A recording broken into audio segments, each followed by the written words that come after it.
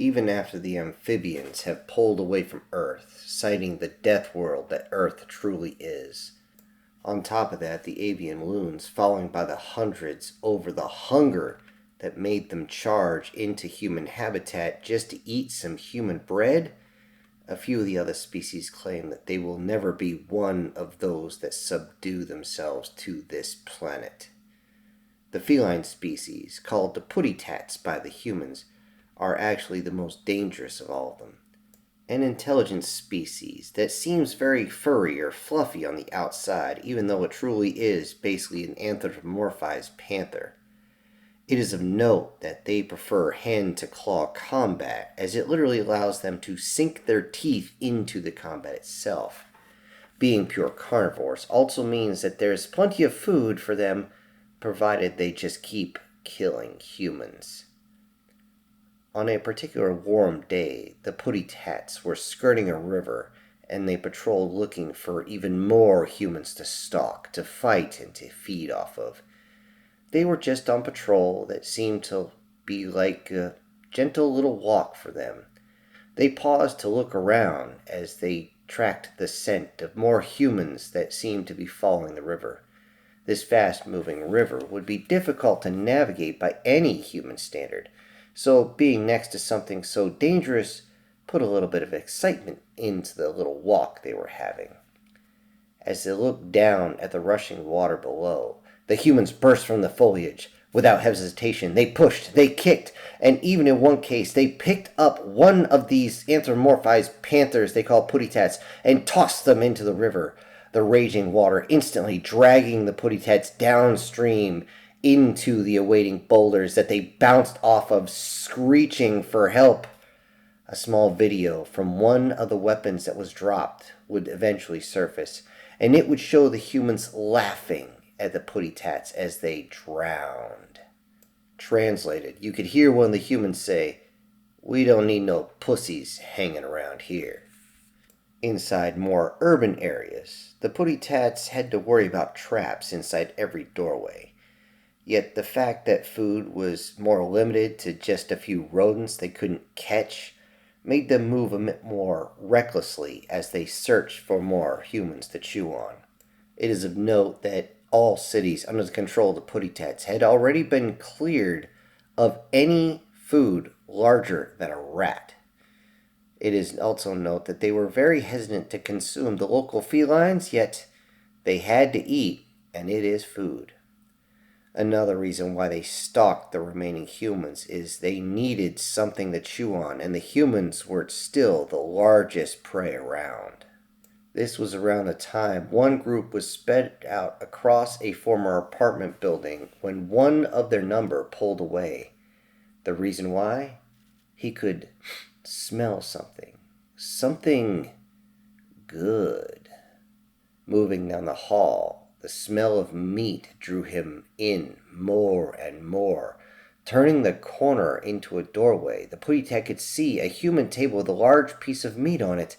The smell of the freshly defrosting piece of meat made him purr in excitement as he unconsciously moved closer and closer in, drawn in by unwavering hunger. Halfway to the roast, the Puttytat suddenly felt something very unpleasant. 2 metal spikes had just inserted themselves into his body right in his back. As he turned to face the source, a steady jolt of over 250,000 volts entered his body. Dropping to the ground, the Puttytat convulsed as the human held down the trigger on their taser.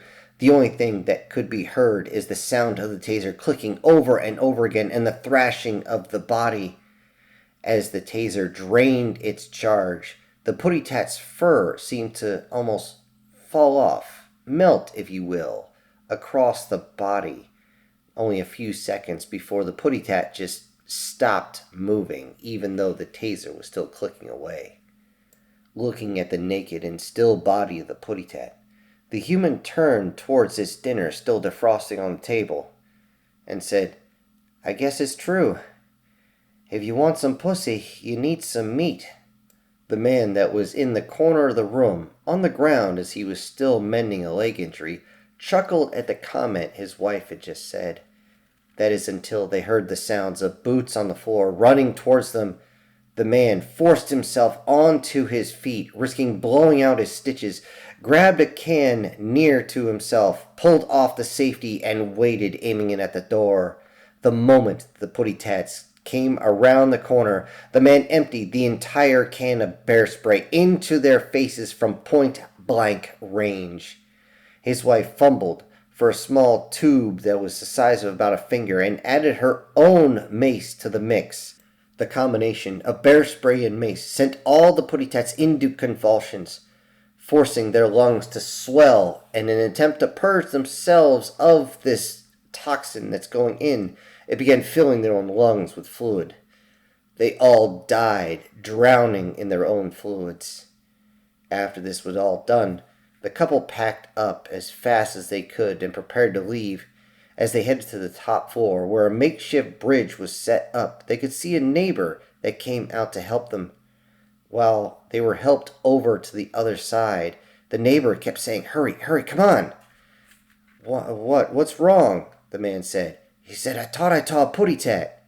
Together, the couple turned to each other, smiled a bit, turned forward and said, "You did.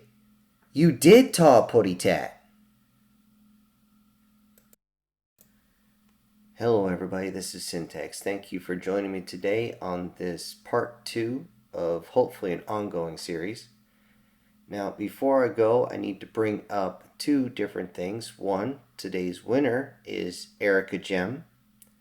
And I also need to bring up the fact that for some reason people have been getting unsubscribed off this channel without their knowledge.